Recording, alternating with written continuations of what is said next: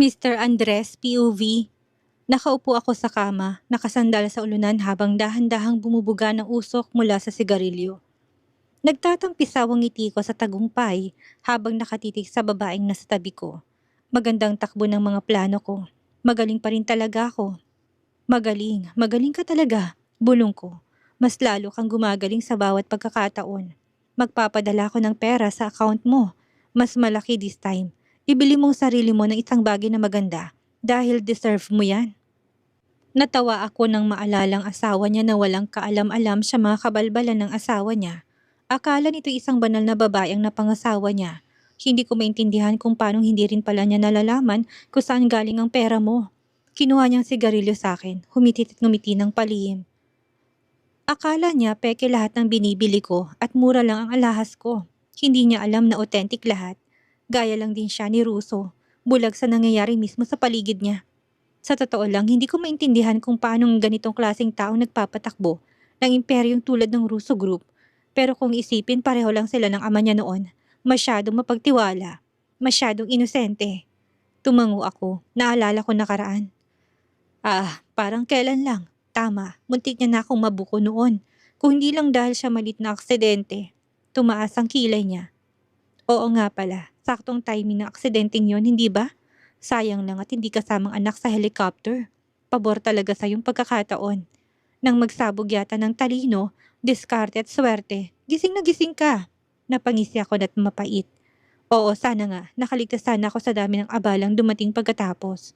Pero kahit nabuhay si Floyd, may plano pa rin ako para sa bubwit na yon. Akala siguro niya madali niya ako matatanggal sa kumpanyang ako ang nagpalago. Kapag natanggal ng mga hadlang ng anak kong babaeng lalapit sa kanya, papaikutin siya sa huli pakakasalan niya si Felicity. Sa ganung paraan, kami ang may kontrol sa lahat. Pero galit siya sa anak mo. Paalala ng kasama ko habang inayos ang buhok niya. Paano mo siya mapapalapit ngayon sa kanya? Magkakaroon din siya ng pagkakataon. Malamig kong sagot. Sa despedida ni Arabella, ngayong Biyernes, ikaw ang bahalang alisin si Hugo sa eksena. Ang anak ko nang bahala sa lahat. Ngumiti siya.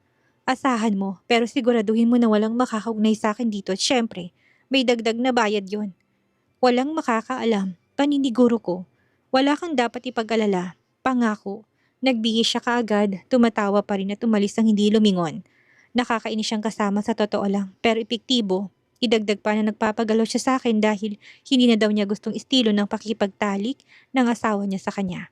Panalo ako sa kahit na anong anggulo mang tingnan. May kakampi ako at parausan. Ilang taon na din naming tinatago ang setup na ito ng loaf na ito ang naging tagpuan namin. Malayo sa mata ng kumpanya. 2 beses sa isang linggo siyang pumupunta at kapalit ng tamang halaga.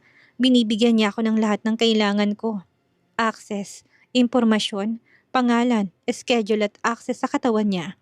Noong nakarang linggo, sinabi niya sa akin na may closed-door meeting si Floyd. Kasama mga taong pinagkakatiwalaan niya.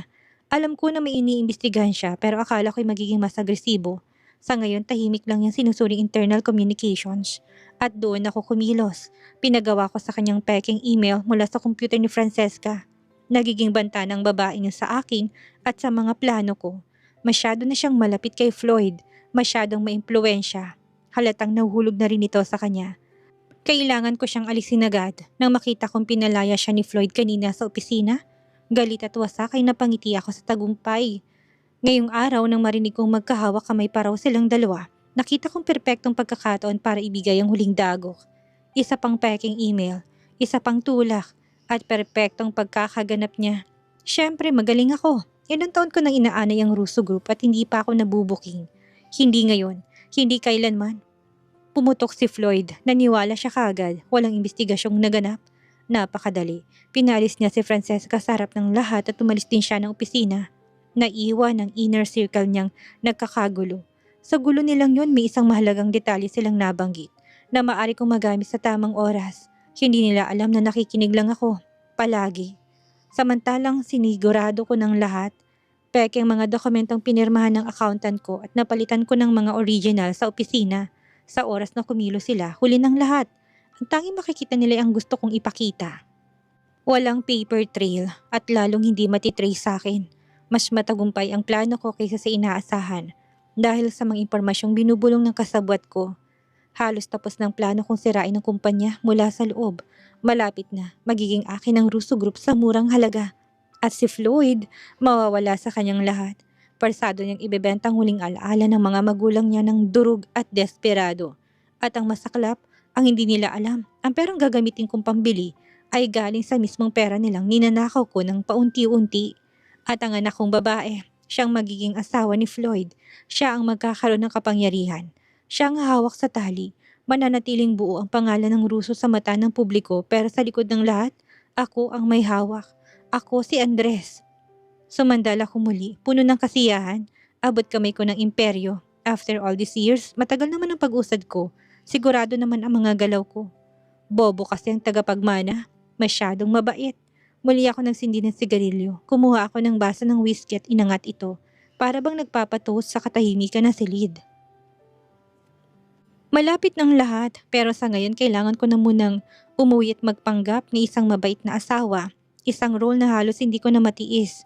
Naguguluhan ako. Hindi ko alam kung anong dapat kong gawin. Maagang umalis si Danica kaninang umaga. Giniit niyang siya na maghahatid kay Liam sa daycare. Niiwan sa akin si Ate Divina na sa kabutihang palad ay kusang nag-alok na samahan ako buong araw. Nagpapasalamat ako ng sobra na naroon siya. Nakakagaan ng pakiramdam ang presensya niya at ang kanyang mga payo'y laging may kasamang karunungan. Paulit-ulit niyang sinasabi na walang bagyong hindi natatapos. Bago umalis, sinabi ni Danica na wag ako mag-alala. Kakausapin daw niyang tatay niya at bago magabi ay makakagawa kami ng plano. Pero sa kaloob-looban ko, pakiramdam ko'y nakakaabala na ako sa pamilya nila. Nanananghalian kami ni Ate Divina ng sabay. Kinuwento niya sa akin ang tungkol sa mga anak at apo niya. Karamihan sa kanila ay nakatira sa malalayong lugar.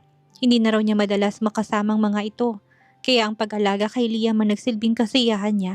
Ngayon ay parang nagpapalapit siya muli sa mga mahal niya sa buhay. Bandang hapon, umalis si Ate Divina para mamalengke at sunduin si Liam sa daycare. Sinabihan niya ako na magpahinga, pero imbis na magpahinga, kinuha ko telepono para tawagan ang mga magulang ko. Buo ng desisyon ko.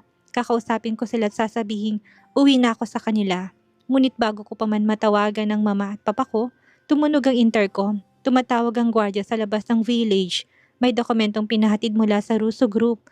Bumaba ako para sa personal na kunin yon. Termination papers. Sa loob ng envelope ay may cashier's check para sa huling sweldo ko. Pinirmahan kong mga papel pero ibinalik ko ang cheque. Tinagdag kong isang sulat kamay na note na tinatanggihan ko. Ang anumang bayad ni isang sintimo sa iyo kung tanggapin mula sa kumpanyang yon. Pagbalik ko sa itaas, tinawagan ko na ang mga magulang ko. Buo ng pasya ko. Francesca, anak, miss na miss ka na namin. Masayang bati ng mama ko. Ma, halos araw-araw tayo nagkakausap. Sagot ko, pilit ngumiti kahit na may bigat sa dibdib. Iba pa rin ang makita ka at mayakap ka. Sandali, speaker ko na muna at nandito ang papa mo. Nagulat ako. Maaga pa para umuwi siya mula sa trabaho. Lagi siyang late na kung umuwi dati. Hello anak ko maganda, kamusta ka? Kamusta si Liam? Bati ng papa ko, puno ng sigla. Ayos naman po kami papa. Si Liam ay nasa daycare pa. Sagot ko. Pilit na pinananatiling kalmado ang boses. Saktong tawag mo, sabi ni papa. May sasabihin kami sa'yo. Tatawagan ka pa sana namin ng mama mo. Magugustuhan mo to, sabat ni mama, halatang sabik. Nag-retire na ako, proud na pahayag ni papa. Kahapon ang huling araw ko, may farewell party pa si boss. Sabi ko oras na rin para magpahinga. Lalo na't ayos ng lahat sa'yo anak. Panahon na rin para mag-relax kami ng mama mo. Ang sayo ko para sa'yo papa. Ma, ngayon matutupad nyo ng matagal nyo ng pangarap na bakasyon. Pero habang masaya silang nagkukwento, unti-unting gumuhang plano kong umuwi sa kanila. At hindi lang yan.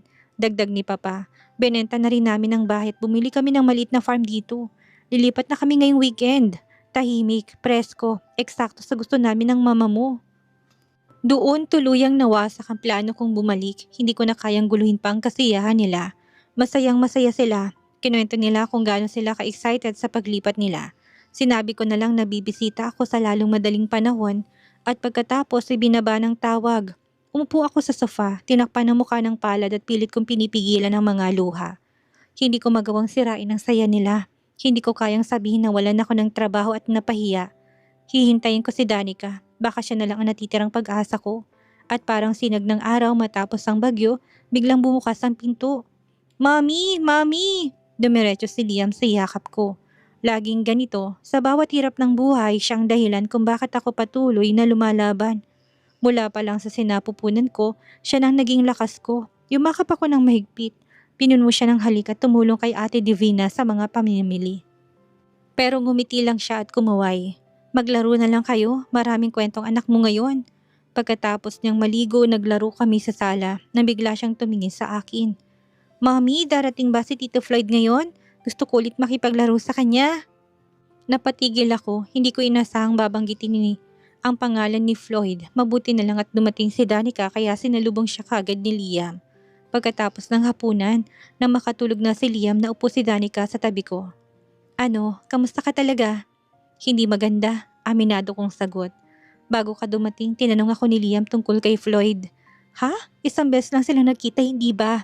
Si Liam pa naman hindi madaling makaalala sa mga tao minsan niya lang nakita. Kinuwento ko sa kanyang lahat pati ng pagtawag ko sa mga magulang ko. Tinignan ko siya, pagod ng mga mata. Kailangan ko na talaga ng tulong mo. Tinignan niya ako ng mariin. Hindi ba sabi ko sa'yo, huwag kang gagawa ng kahit na ano hanggat hindi ako bumabalik. Ang tigas talaga ng ulo mo, buti na lang narinig ng boss ko na sinasabi ko sa tatay ko na wala kang trabaho. Pinapupunta ka niya bukas, gusto kanyang i-hire. Napakurap ako sa gulat. Alam niyang nangyari? Bahagya, sinabi ko lang na pinagbintangan ka ni Floyd kahit na wala kang kasalanan. Sabi niya mainitin lang talagang ulo ni Floyd at pagsisisihan niyang lahat. Kaya gusto kanyang i-hire para kapag bumalik ang unggoy na yon, mataas ka na't hindi kanya na kayang abutin. Hindi na siya babalik at kung malaman niyang pinasok mo ko sa trabaho dyan, baka paalisin pa ako ng boss mo. Hindi, desidido na siya. Hindi kanya paalisin. Tumango ako ng dahan-dahan. Sige, sasama ako bukas. Kapag naipaliwanag kong lahat at gusto pa rin niya akong tanggapin. Tatanggapin ko na rin, ngumiti si Danica. Iyan na kaibigan ko. Maaga kaming umalis kinabukasan. Pagdating namin sa opisina, agad kaming pinatawag ng boss ni Danica sa opisina niya. Tunay na mainit ang pagtanggap niya sa akin. Miss Moretti, kamusta ka? Tanong niya, magaan at may malasakit ang tono. Nakausap ko si Hugo.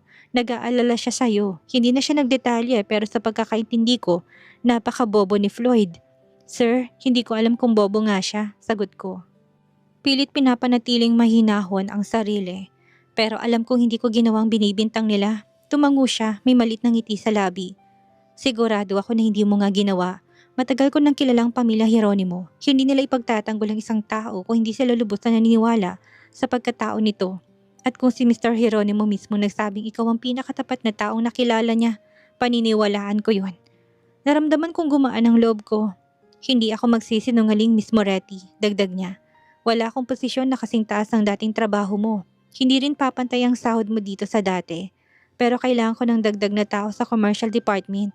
Tama lang ang sahod pero ayon sa narinig ko, kakayanin mo yun ng madali. Kung interesado ka, sa'yo ng posisyon na yun. Ngumiti ako, taos puso't puno ng pasasalamat. Oo, salamat po sir. Kailangan ko talaga to. Hinatid ako ni Danica sa HR para pirma ng mga papeles. Tapos ipinakilala niya ako sa bago kong supervisor. Opisyal na ako may trabahong muli. Para ako nabunutan ng tinik, hindi ko naisipin pang mga gagastusin ko para kay Liam. Back to square one ako pero mas okay na kaysa magmukmok. Sinabi ko sa sarili ko na dapat talaga ako makabawi kay Danica at sa pamilya niya.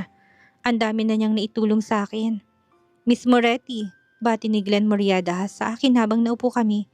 Dito sa commercial department, simple lang kami. Ang mahalaga ay ang resulta dahil kami ang pangunahing tagalikha ng kita dito. Tinuro niyang open layout ng opisina sa akin. Mabilis ang lamang sa ulo dahil hindi naman ito komplikado talaga para sa akin. Kung tutuusin ay magaan ang trabahong ito kaysa nakasanayan ko na. Dito teamwork ang puhunan. Walang naiiwan, walang nagtatrabaho na mag-isa. Lahat nagtutulungan para makamit ang target para sa timeline natin. Mukhang magiging komportable ako dito, Sir Glenn, sagot ko.